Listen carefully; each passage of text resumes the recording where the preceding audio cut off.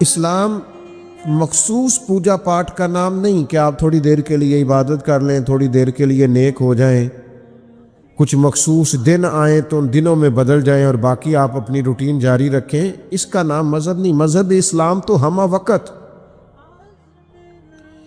ہر وقت نگرانی کی بات کرتا ہے، تو اس کو اس طرح کا نہ بنائیں۔ آپ یقین کریں بعض اوقات محسوس ہوتا ہے کہ رمضان شریف آیا تو بعض لوگ سمجھتے ہیں ایک مہینہ آیا ہے، شاید معاذ اللہ اس کے چند مخصوص رسم و رواج ہیں وہ ہم نے پورے کرنے ہیں اور اس کے بعد فارغ۔ یہ کوئی رسم ہے؟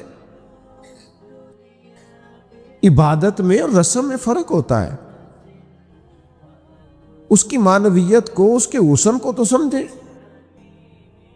اعتکاف بیٹھ گئے نوجوان کافی سارے مل کے کسی بھی محلے کی مسجد میں، اسی طرح سے گپیں چلتی ہیں، اسی طرح سے موبائل چلتا ہے، اسی طرح سے پیزے کا آرڈر ہوتا ہے، اسی طرح سے رات کو بوتلیں منگائی جاتی ہیں، اسی طرح۔ تو یہ آپ نے کیا ضرورت تھی اعتکاف بیٹھنے کی؟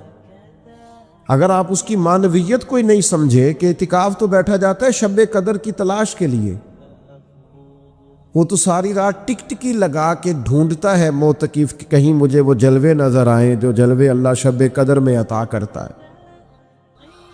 اس کو تو ہوش ہی نہیں ہوتی کھانے کی، پینے کی، باقی معاملات کی، وہ تو محو ہے، کسی کام آیا ہوا ہے۔ ہم سے فقیر بھی اب پھیری کو اٹھتے ہوں گے، اب تو غنی کے در پر بستر جما دیے۔ تو میرے عزیز یاد رکھیں کہ مخصوص پوجا پاٹ نہیں، دین کو بطور رسم نہ لیں کہ ایک مخصوص ٹائم آیا ہے تو لہٰذا ہم دین اپنے ہر کام میں، نماز بے حیائی اور برائی سے روکے گی، حج کرنا ہے تو اس کا بہترین زادرہ تقویٰ ہے، اگر روزے رکھنے ہیں تو مقصود یہ ہے کہ لعلکم تتقون، تم پرہیزگار ہو جاؤ۔ اپنے آپ کو اس کی معنویت میں لائیں، اس کی خوبصورتی میں لائیں۔ اب تو کئی دفعہ میرا دل نہیں کرتا، لوگ کہتے ہیں تقریر سنیں گے، واز سنیں گے، نعت سنیں گے، محفل سجے گی، تو میں کہتا ہوں کہ آپ پہلے یہ بتائیں کہ آپ اس کی معنویت کو سمجھتے ہیں؟ اس کا معیار کیا ہے دین کے اندر، وہ آپ کو پتہ ہے؟ کیا اس کو ہم نے ایک رسم لیا ہوا ہے؟ اللہ رسول کی بات کو بڑا مزہ آیا، بڑا لطف آیا، بڑے نعرے لگے۔ آپ سمجھ رہے ہیں کہ بات کیا ہو رہی تھی؟ آپ کو پتہ ہے کہ اس بات کا معیار کیا ہے؟ کتاب و سنت، قرآن و حدیث کے پیغام کی جو ہے وہ مسلمان کی نظر میں قدر کیا ہونی چاہیے، وہ علم ہے؟ تو رسومات سے نکلیں، حقیقت کا سفر کریں۔ اتنی دیر ہو گئی تقریریں کرتے، تقریریں سنتے، جلسوں میں جاتے، کتنے رمضان آئے، کتنی چیزیں آئیں، کہیں تو ہم بدل جاتے۔ 50 لاکھ سے زیادہ لوگ اگر عمرے پہ جمع ہو گئے ہیں تو چلو 25 لاکھ ہی ان میں سے واپس آ کے دیانتدار ہو جائیں، عبادت گزار ہو جائیں، اسلام کے حسن کو سمجھیں۔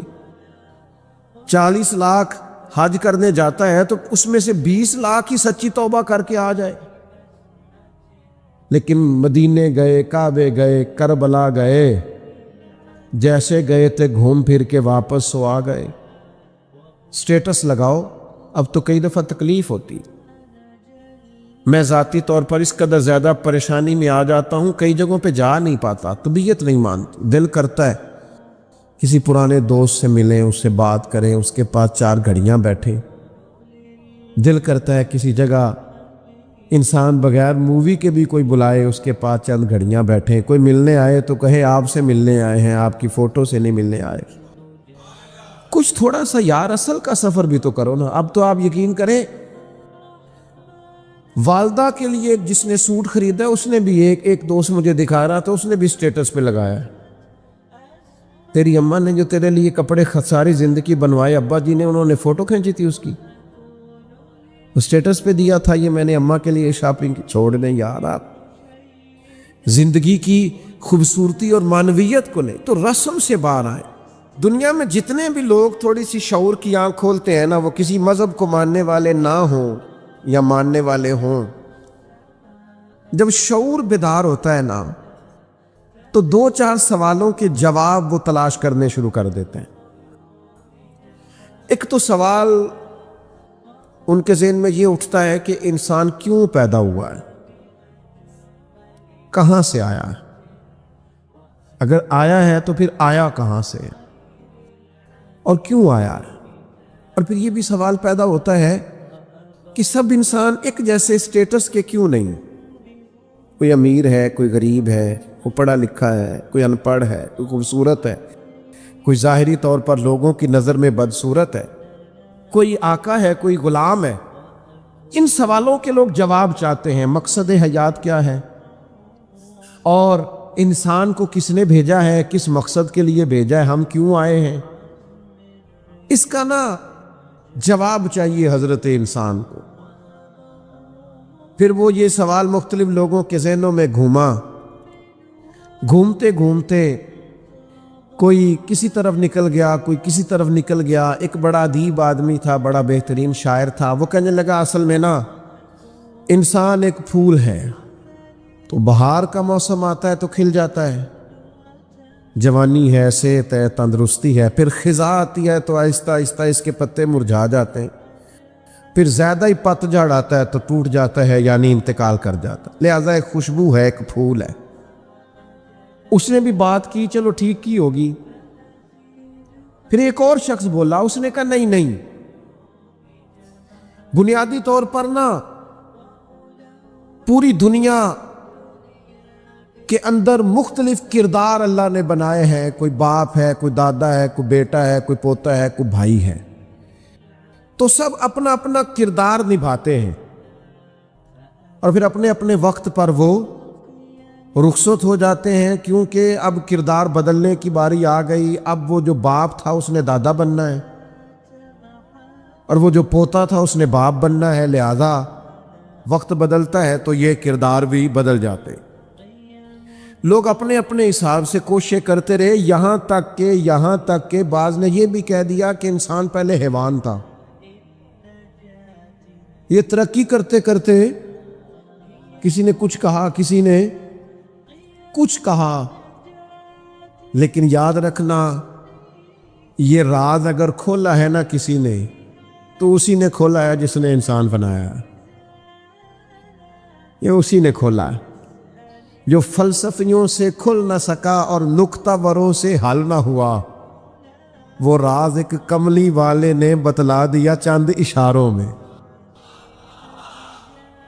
نبی کریم صلی اللہ تعالی علیہ وسلم نے وحی کے ذریعے فرمایا، فرمایا ادھر ادھر سے کیوں پوچھتے ہو، مجھ سے پوچھو نا، میں تمہیں اللہ کا قرآن پڑھ کے بتاتا ہوں کہ تمہیں بنایا کس نے، میں تمہیں بتاتا ہوں تمہیں بنانے والا کون ہے، وہ کون ہے جس نے تجھے بنایا ہے۔ هو الذی یصورکم فی الارحام، تو ماں کے پیٹ میں تھا، ایک نطفہ تھا، ایک کریم مالک نے چاہا، پھر اس نے ماں کے پیٹ میں تیری صورت بنائی، یہ تیرے نقش و نگار بنائے، اس نے تیرے چہرے کو تخلیق کیا، پھر تیرے چہرے پر اس نے آنکھیں رکھیں، پھر ناک رکھا، پھر ہونٹ رکھے، پھر تجھے بنا کے نہ تو خود ہی فرماتا ہے لَقَدْ خَلَقْنَا الْإِنسَانَ فِي أَحْسَنِ تَقْوِيمٍ،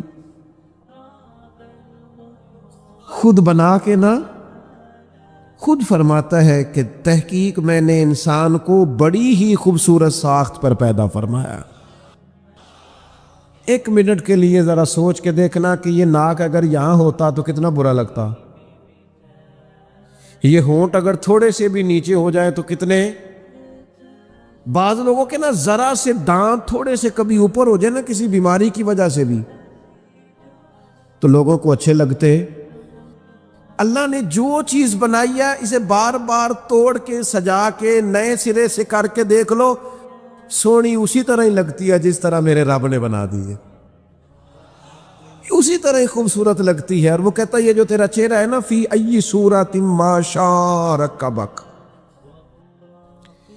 یہ جو تیرا چہرہ ہے نا، کسی کا گورا ہے تو کسی کا زیادہ گورا ہے، کسی کا گورا ہے تو کسی کا سانولا ہے، کسی کا رنگ گندمی ہے، یہ بندے کی مرضی پہ نہیں، یہ اللہ کہتا ہے جیسے میں نے چاہا ہے نا۔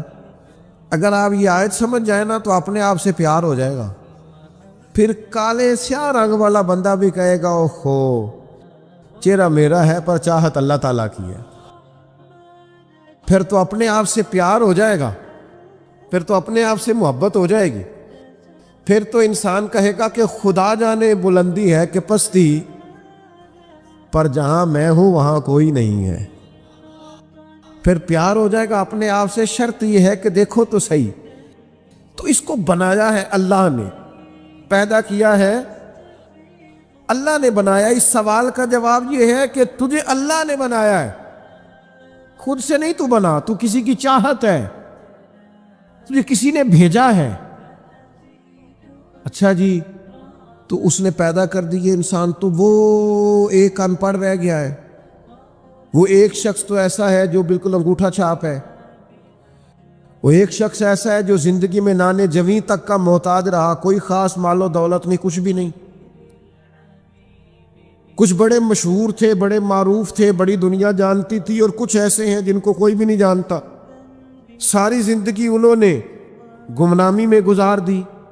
تو مالک یہ جو ان پڑھ رہ گئے، غریب رہ گئے، کمزور رہ گئے، گمنام رہ گئے، یہ جو پیچھے رہ گئے، یہ جو بظاہر سمجھتے تھے ہم کچھ بھی نہیں، ان کا مقصد حیات کیا ہے؟ اللہ کریم نے فرمایا افحسبتم انما خلقناکم عبثا وانکم الینا لا ترجعون۔ یہ آیت کے ذرا ترجمے کا انداز دیکھیے گا، یہ تیور دیکھیے قرآن مجید کی آیت کی، افحسبتم انما خلقناکم عبثا، یہ تیور دیکھنا۔ فرمایا کیا تم گمان کرتے ہو کہ ہم نے تمہیں بیکار پیدا کیا ہے؟ اوئے ہوئے، اللہ کرے آپ کو مزہ آئے، وہ لطف دیکھو قرآن مجید کا انداز تکلم دیکھو ذرا۔ کیا تم گمان کرتے ہو ہم نے تمہیں بیکار بنایا ہے؟ انکم الینا لا ترجعون، اور کیا تم سمجھتے ہو تمہیں لوٹ کر ہماری طرف آنا نہیں؟ یہ خطاب جس سے بھی ہے، صوفیاء کہتے ہیں مچل جانے والی آیت ہے، مچل جانے والی آیت ہے۔ یہ جو وہ کہتا ہے نا تو نے پلٹ کے میری طرف آنا ہے، تو آئے گا میرے سامنے، مجھے ایک حدیث پڑھ لینے دو۔ نبی کریم علیہ السلام نے فرمایا قیامت کے دن اللہ تعالیٰ لوگوں سے فرمائے گا، سب سے پہلا سوال لوگوں سے، مختلف احادیث میں مختلف سوال ہیں جو سب سے پہلے ہوں۔ اس حدیث میں فرمایا اللہ قیامت کے دن سب سے پہلا سوال بندوں سے یہ پوچھے گا، مجھ سے ملنے کو جی چاہتا تھا؟ میرے تے لنگ کئی مہینے تے برس گئے، تے تیری دید نو دیدے ترس گئے، مجھ سے ملنے کو جی چاہتا تھا؟ میں آپ کو بات عرض کروں، مزہ نہیں آ جائے گا رب رسول کو دکھڑے سنانے کا، لطف نہیں آ جائے گا ان کی بارگاہ میں بیٹھ کے حال دل عرض کرنے کا؟ کیا منظر ہوگا، کیا رنگ ہوگا، کیا انداز ہوگا، خدا خود میر مجلس بود۔ کریم فرماتے رب بندوں سے فرمائے گا مجھ سے ملنے کو جی چاہتا تھا؟ عرض کریں گے مالک بڑا ہی چاہتا تھا۔ اب وہ کریم ہے نا، دریائے رحمت جوش پہ ہے، تو حضور فرماتے ہیں دوسرا سوال رب فرمائے گا، یہ تمہارا مجھ سے ملنے کو کیوں جی چاہتا تھا؟ یہ کیوں جی چاہتا تھا بھلا مجھ سے ملنے کو؟ یہ انداز دیکھیے۔ تو حضور فرماتے ہیں بندے عرض کریں کہ مالک اس لیے جی چاہتا تھا کہ تو بڑا ہی کریم ہے، بڑا مہربان ہے، بڑا ستار ہے، تو بڑا غفار ہے، تو بڑا معاف کرنے والا ہے، تو بڑا عطا کرنے والا، تو اپنے بندوں سے بڑا پیار کرنے والا ہے، تو ودود ہے، تو رؤوف ہے، تو رحمان ہے، جی چاہتا تھا تجھ سے ملے۔ تو رب فرماتا ہے اس لیے جی چاہتا تھا کہ میں مہربان بڑا ہوں؟ ہاں۔ تو کریم فرمائے گا جاؤ پھر فرشتوں گواہ ہو جاؤ میں نے ان سب کے لیے جنت کا فیصلہ فرما دیا۔ اللہ فرماتے تم کیا سمجھتے ہو تمہیں بیکار پیدا کیا ہے؟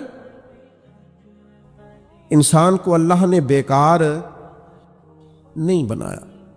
پہلی بات تو یہ سمجھ میں آ گئی کہ آیا کہاں سے ہے، بنایا کس نے ہے، بھیجا کس نے ہے، اور پھر بھیجنے والا کہتا ہے میں نے بیکار، ایک ذرہ بھی اللہ نے بیکار نہیں بنایا۔ ادھر دیکھو میری طرف دوستو،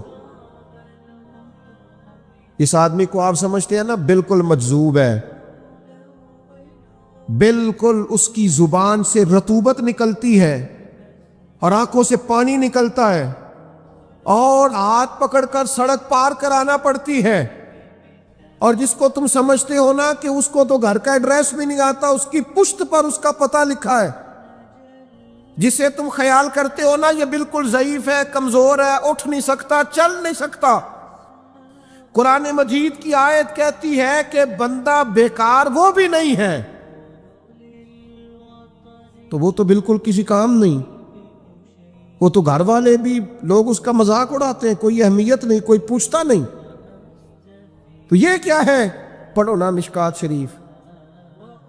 اللہ کے پیارے حبیب علیہ السلام نے فرمایا یہ جو تمہیں رزق دیا جاتا ہے نا، اور یہ جو تم پر بارشیں برسائی جاتی ہیں، یہ تمہارے ضعیف لوگوں کی برکت سے دیا جاتا۔ میں کسی شخص سے بیزار نہیں ہو سکتا، کیونکہ ایک ذرہ بھی تو بیکار نہیں ہو سکتا، ایک ذرہ بھی تو بیکار نہیں۔ مجھے ایک دوست کی بات نہیں بھولتی، ان کے بیٹے نے آ کے کہا مجھ سے، کہنے لگے ابا جنوں آکھو بڑا دے لیا رشتہ دارانوں تے بڑا ونڈ لیا، وہ کہڑا کو نہ نیکی کر دینے سوا سائڈ تے ہو کے غیبتاں کر دینے، آنکھوں نے ان بس کرن۔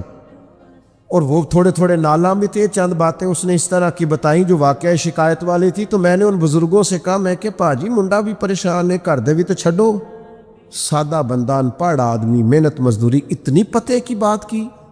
کہنے لگا حضرت صاحب پتہ نہیں اللہ کدے صدقے پہ دیندا ہے۔ تو مجھے یہ حدیث یاد آئی مشکات شریف کی، حضور فرمانے لگے اللہ تمہارے کمزوروں کی برکت سے تمہیں عطا کرتا ہے۔ کس کی وجہ سے اللہ تمہیں دیتا ہے؟ ضعیفوں کی وجہ سے۔ ایک تو کسی چیز کو بھی اللہ تعالیٰ نے بیکار پیدا، پھر کس لیے پیدا کیا؟ مقصد حیات کیا ہے اس کو آپ نے سمجھنا ہے۔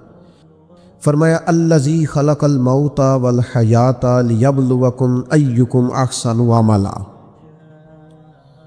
ہم نے موت اور حیات اس لیے پیدا کی ہے تاکہ پتہ چلے تم میں بہترین عمل کون کرتا ہے، بہترین عمل کون بندہ کرتا ہے، اس مقصد کے لیے موت اور حیات کو پیدا کیا۔ ہم تو کام کرنے آئے بھائی، دنیا میں کام کرنے آئے۔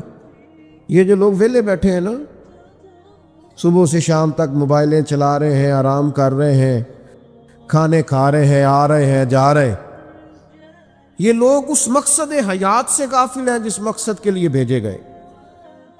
قرآن مجید کہتا ہے تمہیں اچھے اعمال کے لیے دنیا میں بھیجا ہے، اس مقصد کو تم سمجھو، کوئی خیر کا کام زندگی میں کرو، کوئی خیر کا کام۔ یہ جو مسجد کا خادم ہوتا ہے نا، اس کے پاس مسجد کی چابیاں ہوتی ہیں، اور مسجد کے خدام اکثر پڑھے لکھے نہیں ہوتے، کم پڑھے لکھے ہوتے ہیں، لہذا یہ ڈیوٹی کرتے ہیں، مسجد میں صفائی کرتے ہیں، جھاڑو دیتے ہیں، ڈیوٹیاں کرتے ہیں۔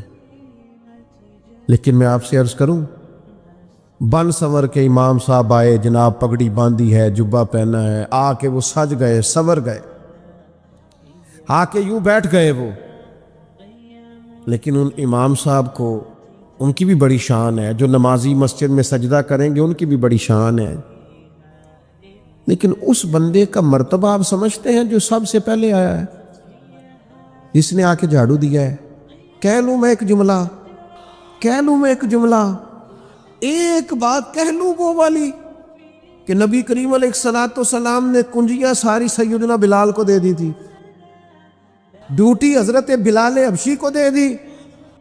میں کہہ لوں یہ اسی رستے پہ ہیں جس رستے پہ سیدنا بلال حبشی تھے، پھر مجھے کہہ لینے دو یہ لفظ، مفتی بن کر، پیر بن کر، مولوی بن کر، مقرر بن کر، صدر بن کر، فلاں بن کے بیٹھے رہو، تمہیں مبارک ہو، تمہاری بڑی شان ہے، پر یہ عظمت صرف سیدنا بلال کی ہے کہ نبی کریم نے فرمایا بلال میں نے معراج کی رات جنت میں بھی تیرے چلنے کی آواز سنی، یہ شان صرف۔ پھر مجھے کہہ لینے دو کمر اچھا ہے فلک پہ نہ ہلال اچھا ہے، تیری نظر گر بینا ہو تو دونوں سے بلال اچھا ہے۔ اب سمجھے اس بات کو، کوئی مقصد تو ہے نا میرے بھائی۔ صحیح بخاری میں موجود ہے حضرت بلال مقصد بنا لیا تھا حضور کے دروازے کی نوکری کرنا۔ میں آپ سے عرض کروں، اگر کوئی مقصد نہیں نہ بناؤ گے تو زندگی بے چین بے قرار گزرے گی۔ با مقصد لوگوں کی زندگی صحیح گزرتی ہے، با مقصد۔ کوئی ایک نوجوانوں سے بالخصوص کہوں گا یہ کوئی مقصد نہیں ہے، لوگ راضی کرنا، سٹیٹس لگانا، ویوز چیک کرنا، لائکس، کوئی مقصد نہیں، یہ بالکل بیکار کام ہے۔ آپ باصلاحیت ہے۔ کچھ نوجوانوں کو میں دیکھتا ہوں، مجھے ایسے لگتا ہے یہ نوجوان ایسے ملک اور ملت کو چلا سکتا ہے کہ کوئی مقصد نہیں ملا، کوئی کام نہیں ہے کرنے، کوئی ڈیوٹی نہیں اپنے ذمے لی، آنا ہے جانا ہے بیٹھنا ہے خوش گپیاں ہیں تبصرے ہیں، یہ کوئی کام نہیں۔ آپ کا کوئی مقصد حیات ہو، آپ کوئی ڈیوٹی کریں، کوئی کام کریں، کوئی خدمت ہو جو آپ کریں، آپ محسوس کریں گے کہ کچھ برکت ہو گئی ہے۔ لیکن اگر مہمل وقت گزارو گے بیکار ہو جاؤ گے، زنگ لگ جاتا ہے صلاحیتوں۔ میں خود کئی دفعہ اپنے آپ پہ غصہ کرتا ہوں کہ یار یہ 20 منٹ ایسے ہی وقت ضائع ہو گیا۔ اور پھر ایک اور بات بھی، اس میں عمر کا بھی کوئی لینا دینا نہیں۔ امام رازی نے لکھا ہے ایک صحابی کے بارے میں حضور نے فرمایا کہ تیرا تھوڑا وقت رہ گیا دنیا سے جانے کا۔ ظاہر ہے بوڑھے آدمی تھے، یا رسول اللہ پھر مجھے بتائیں کیا کروں؟ تو فرمایا ادھر سے صحیفے اٹھا کے لا، تجھے قرآن پڑھانا شروع کروں، پڑھتا پڑھاتا دنیا سے چلا جا۔ انہوں نے نہیں کہا یہ عمر نہیں، آپ کے پاس مہینہ ہے، سال ہے، 20 سال ہے، جتنا بھی ٹائم ہے، آج سے کوئی کام شروع کر دیں، کوئی ڈیوٹی کرے۔ آپ یقین کریں کوئی کام اگر ہم اپنے ذمے لے لیں گے تو ہمارے لیے جینا آسان ہو جائے گا، ہمارے لیے جینا آسان ہو جائے۔ ڈیوٹی لے لیں کوئی، اس کو کریں۔ اب ہوگا کیا جب آپ اس مقصد کے لیے نکلیں گے نا تو پھر مشکلات بھی آئیں گی، پھر حالات ہمیشہ ایک جیسے نہیں رہتے، تو اللہ آزمائے گا بھی اس رستے میں۔ وَلَنَبْلُوَنَّكُمْ بِشَيْءٍ مِّنَ الْخَوْفِ وَالْجُوعِ وَنَقْصٍ مِّنَ الْأَمْوَالِ وَالْأَنفُسِ وَالثَّمَرَاتِ وَبَشِّرِ الصَّابِرِينَ۔ پھر انسان کو آزمایا بھی جائے گا، اب مشکلات بھی آئیں گی، تو یہ مشکلات زندگی کا حسن ہے۔ آپ جب کسی مقصد کے تحت میدان میں نکلیں گے پھر آپ کو باتیں بھی سننی پڑیں گی، آپ بالکل صحیح جا رہے ہیں، لوگ تانے بھی دیں گے، لوگ کہیں گی بھی، تو بھئی اس کا مزہ آئے گا۔ اب ذہن بنا لیں کہ بھئی مشکلات آئیں گی، اتار چڑھاؤ آئے گا، تو یہ تقاضا ہوگا جب آپ پہلے سے ذہنی طور پہ تیار ہوں گے، پھر کوئی بھی مشکل بندے کو پریشان نہیں کرے گی۔ ہزاروں دیے بھی جل جائیں تو یہ دیے ماند نہیں پڑتے۔ مہنگائی بڑی زور کی ہو گئی، غریب آدمی کی آزمائش بڑھ گئی۔ ہمیشہ مہنگائی سے غریب لوگ متاثر ہوتے ہیں۔ امیروں کی تو چیزیں مہنگی ہو جاتی ہیں، وہ تو سنگل انہوں نے جمع کی ہوتی ہیں، مہنگی ہوتی ہیں تو ڈبل میں بیچتے ہیں۔ غریب پستا ہے۔ لیکن دکھ کی بات یہ ہے کہ ہم ایک دوسرے کا ساتھ نہیں دیتے، مقروض ذہنی اذیت کا شکار ہے۔ 3 دن ہے نا عید کے، تو ایک جوڑے سے بھی گزارے جا سکتے ہیں، ایک سے بھی۔ اکثر لوگ تو ویسے ہی عید کی نماز پڑھ کے سو جاتے ہیں، اور جو بیدار بھی ہیں وہ بھی کپڑے بدل کر کے جانور کے ذبح میں مشغول ہیں۔ ہم نے اس عید پہ کوشش کرنی ہے کہ ہماری گلی میں، ہمارے محلے میں، ہمارے دائیں بائیں تھوڑا سفر کریں، بچوں کو دیکھیں، سرکاری سکول سے نکلتے بچوں کو دیکھیں، مساجد مدارس سے نکلتے بچوں کو دیکھیں۔ ہم نہ ایک ایک 2 کا ساتھ دیں، یہ جتنی سیاسی جماعتیں کام کر رہی ہیں، جن کی حکومت تھی، جن کی ہے، پتہ نہیں کل کس کی آئے گی، میں تو ذاتی طور پر ان سے پورا مایوس ہوں۔ مجھے تو نہیں لگتا کہ جتنے لوگ آج تک حکومت کر چکے ہیں، بار بار آتے ہیں یا پچھلی حکومت گئی ہے، ان کے پاس کوئی پلان ہی نہیں ہے۔ یہ تو بیچارے ایک دوسرے کی ٹانگیں کھینچنے کے علاوہ نہ کچھ کر سکے ہیں، نہ امید ہے کچھ کریں گے۔ لیکن غریب کی تکلیف بڑھ گئی ہے۔ میرے پاس بیسیوں لوگ آتے ہیں، آتے تو وہ دعا کا کہنے ہیں، آتے تو صرف یہ بتانے ہیں کہ اس مشکل میں ہوں، دعا کرنا۔ لیکن دوستو، لوگوں کی باتیں سن کے بڑی تکلیف ہوتی ہے۔ ہم کیا کسی کی مدد کر سکتے ہیں؟ ہمارے لیے تو مدارس چلانے مشکل ہیں، لیکن لوگ اذیت کا شکار ہیں۔ ذہنی کرب کے نیچے لوگ آ گئے، اتنی بڑی اذیتیں کھڑی کر دی گئی ہیں۔ تھوڑا تھوڑا دیکھو، 2 کا کھانا 3 بھی تو کھا ہی سکتے ہیں نا، 3 کا کھانا 4 بھی تو کھا ہی سکتے ہیں نا۔ میرے محبوب نے ہمیں یہ نہیں کہا تھا زیادہ گوشت پکانا، بلکہ رسول پاک نے تو رنگ ہی بڑا سادہ دیا ہے۔ کریم نے فرمایا، عائشہ شوربہ ذرا زیادہ کر لو، پڑوسیوں کو بھی سالن دے دیں گے، تھوڑا شوربہ زیادہ کر لو، اسی کو بڑھا لو، تھوڑا شوربہ بڑھا لیں، تھوڑا تھوڑا ایک دوسرے کی مدد کریں، دست شفقت رکھیں۔ گلیوں میں سنسان لوگ، اب تو لوگ ایک دوسرے سے دکھ بھی نہیں کہتے، وہ کہتے ہیں دینا کسی نے ہے کچھ نہیں، اور تماشا الگ سے بن جائے گا۔ دوستو، ہم نے خود ایک دوسرے کا ہاتھ بٹانا ہے۔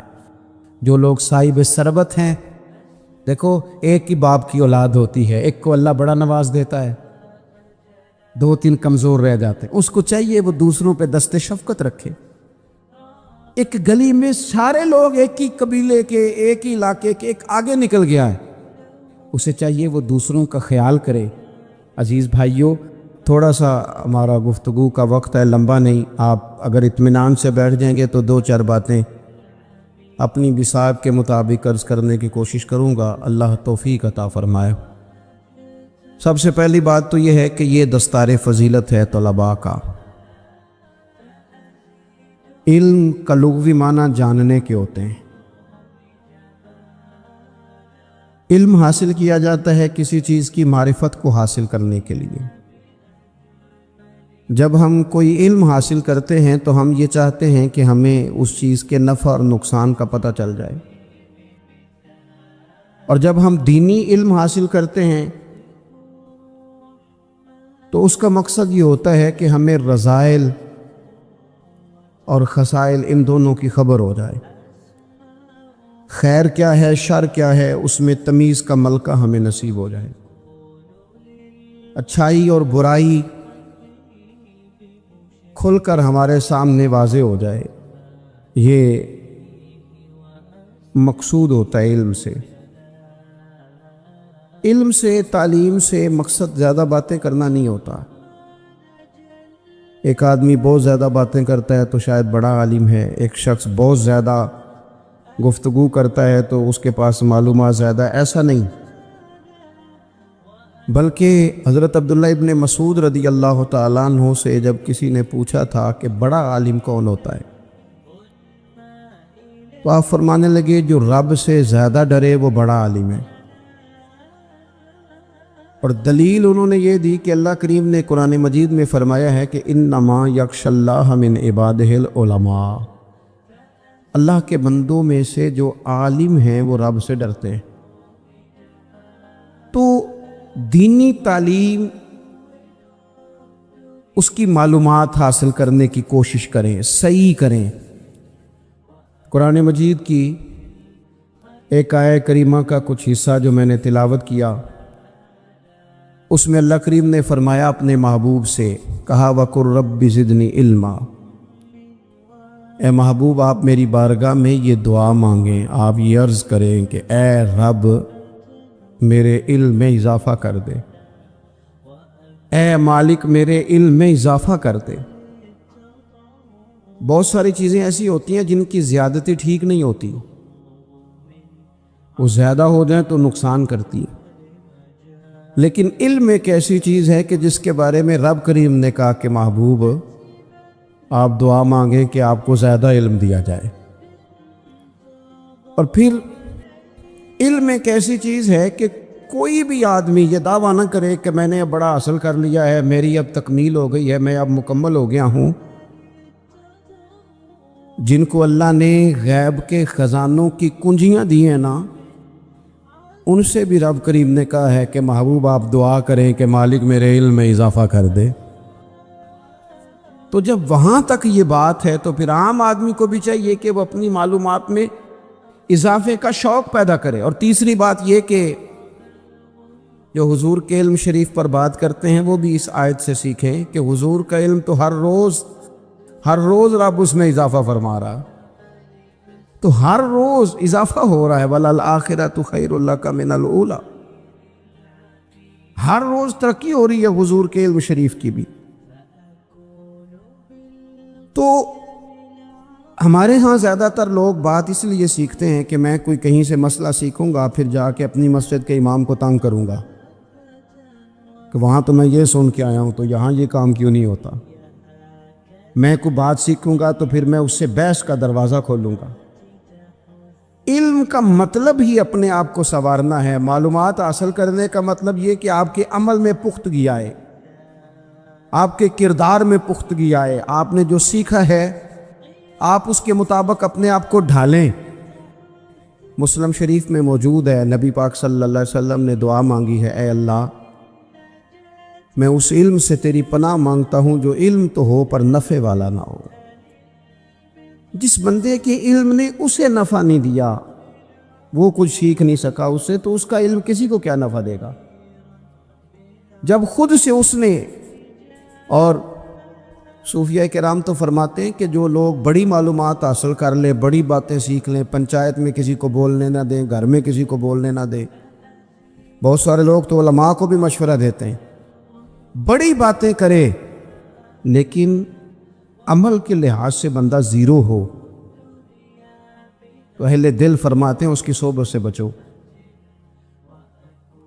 اسے بڑا پتہ ہے، بڑی باتیں آتی ہیں، بڑی باتیں کرتا ہے، لیکن گفتگو کی حد تک تو بہت بڑا ہے، عمل کے معاملے میں صفر ہے۔ بہت سارے لوگ مسجد کے حجرے میں میٹنگ ہو رہی ہوتی ہے اور وہ لمبی لمبی دلیلیں اور مشورے دے رہے ہوتے ہیں، نماز کا ٹائم آ جائے تو اٹھ کے چلے جاتے ہیں، کہتے ہیں میں اپنے محلے دی مسیتیں پڑھنی۔ کئیوں کو کام یاد آ جاتا ہے۔ فرمایا کہ شخص کے پاس معلومات بڑی ہوں لیکن عمل کے معاملے میں بندہ زیرو ہو تو اسے بچنا کیوں؟ اس لیے کہ اگر پڑھا لکھا آدمی بے عمل ہونا تو وہ اپنی بے عملی پر بھی دلیلیں پیش کرتا ہے۔ وہ کہتا ہے میں یہ کام نہیں کرتا تو یہ میرے پاس دلیل ہے، وہ تو بے عملی کو بھی مزین کر دے گا معاذ اللہ۔ تو دینی تعلیم ایک تو حاصل اس لیے کریں کہ ہم نے اپنے آپ کو سنوارنا ہے، اور دوسرا علم کا شوق طبیعت میں ہو۔ دیکھیں نا، اللہ کے حبیب صلی اللہ علیہ وسلم نے فرمایا ہے کہ جو علم کے رستے پہ چل پڑا وہ جنت کے رستے پہ چل پڑا ہے۔ جمعوں میں، محفلوں میں کانوں کے ذائقے کے لیے نہ آئیں، اس لیے آئیں کہ میرے علم میں، میرے عمل میں یہ کوئی اضافے کی بات بنے گی، میں کوئی نصیحت حاصل کروں گا تو میرے دل کا زنگ اترے گا۔ ہمارے ہاں یہاں لوگ مزے کے لیے آتے ہیں اور آج کل لوگ فوٹو کے لیے آتے ہیں۔